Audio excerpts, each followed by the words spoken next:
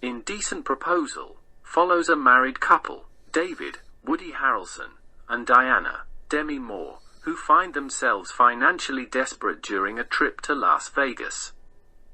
There, they meet billionaire John Gage, Robert Redford, who makes a shocking offer, $1 million for a night with Diana. A tense and symbolic scene around a pool table sets the tone for the emotional power shift as Gage begins to drive a wedge between them. The couple ultimately accepts the offer but soon regrets the decision as it strains their marriage. In a moment of redemption, David returns the $1 million by outbidding Gage for a prized painting at an auction. In the end, Diana and David find their way back to each other, choosing love over money. You may not have won in Vegas, but you're a lucky man. You may not have won in Vegas, but you're a lucky man. You may not have won in Vegas, but you're a lucky man. Because I got money, I got security, I have businesses, but... Because I got money, I got security, I have businesses, but... Security. The state of being or feeling secure, freedom from fear, anxiety, danger, doubt, etc., state or sense of safety or certainty, protection, defense. Synonyms: safety, safeguard. Freedom from debt or financial instability. He's referring to financial security, the idea that he is stable, comfortable, and protected from financial hardship, enjoying a stable lifestyle without financial worries. Because I got money, I got security, I have businesses, but you have something that I just don't have. You have something that I just don't have. You have something that I just don't have. Well, I guess there's limits to what money can buy. Well, I guess there's limits to what money can buy.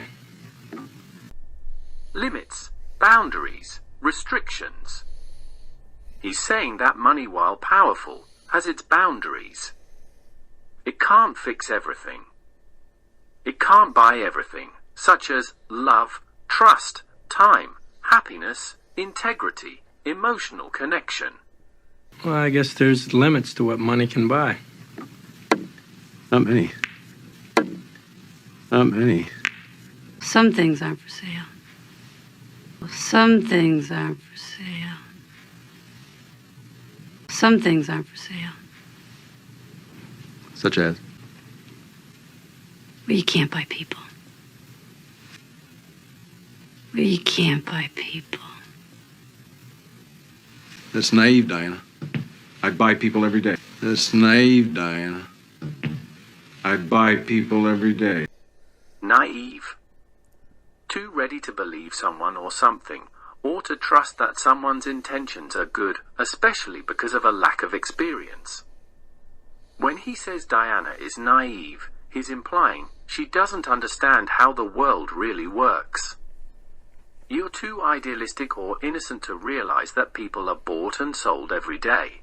In business, maybe, but not when real emotions are involved. In business, maybe, but not when real emotions are involved. Involved, included, connected, or actively part of something. Diana is saying, sure, in business, people might be bought or sold. But when you're dealing with real human feelings, it's not that simple.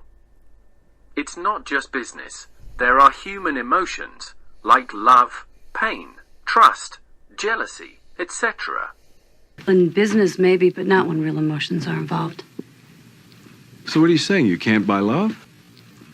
So what are you saying? You can't buy love? That's a bit of a cliche, don't you think? That's a bit of a cliche, don't you think?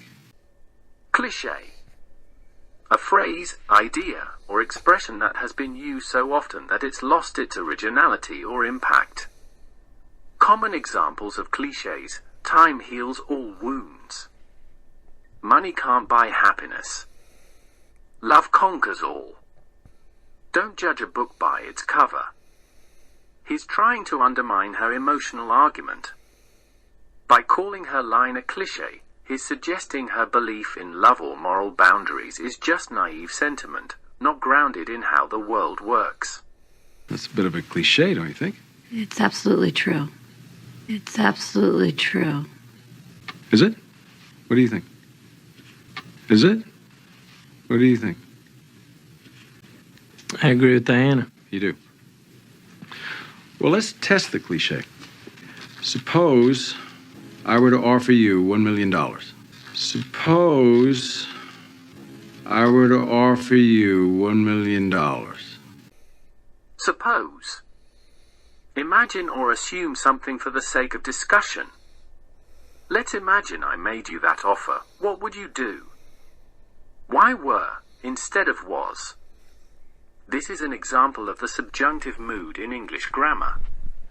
Subjunctive mood, imagined, hypothetical. We use the subjunctive when we talk about hypothetical or imaginary situations.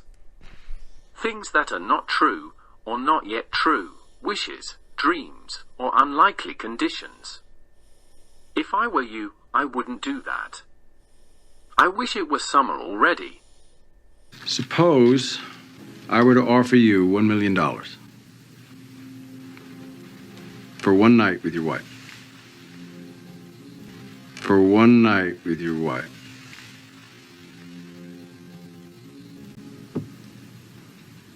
I'd assume you're kidding. I'd assume you're kidding. Assume. To think or accept that something is true but without proof or verification.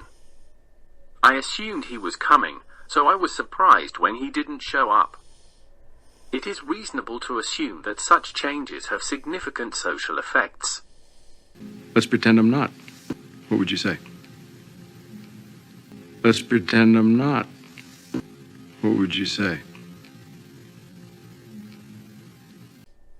Pretend. To imagine or behave as if something is true, even though it isn't. To act as if you're someone else. Give a false appearance. Let's imagine I'm not kidding. That is, I'm serious. What would you say if that were the case? He'd tell you to go to hell. He'd tell you to go to hell. I didn't hear him. I didn't hear him.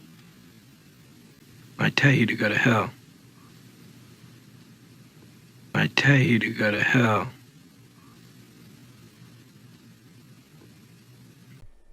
Go to hell. A strong expression of anger or rejection. An aggressive term often used in heated arguments or dramatic scenes, meaning get lost, leave me alone, or I reject you completely and angrily.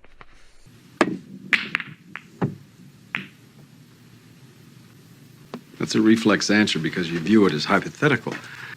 That's a reflex answer because you view it as hypothetical. Reflex. An automatic, unthinking response, like a knee-jerk reaction. Emotional reaction, not necessarily based on careful consideration. Hypothetical. Is based on ideas or situations that are possible and imagined rather than real and true. That's a reflex answer because you view it as hypothetical. But let's say that there were real money behind it. But let's say that there were real money behind it. Real money behind it, money supporting it or backing it up, meaning that this idea isn't just imaginary anymore. There's actual, serious money being offered to make it real. I'm not kidding. I'm not kidding. I'm not kidding, I'm not joking. I'm serious, no joke. This is not just talk. I mean it. The offer is real. $1 million. Now, the night would come and go. Now, the night would come and go, but the money could last a lifetime. But the money could last a lifetime. Think of it. Think of it. Think of it. Often means picture it. Imagine it. Let the idea hit you. Think of it, what you could do with that money. Just imagine it. Let the idea land in your mind. Think about it. To consider, reflect on, or spend time mentally processing an idea, situation, or decision. $1 million. A lifetime of security. For one night. And don't answer right away. And don't answer right away. But consider it. But consider it. Consider it. Think seriously about it. Take time to reflect, evaluate, and possibly accept the offer. Seriously.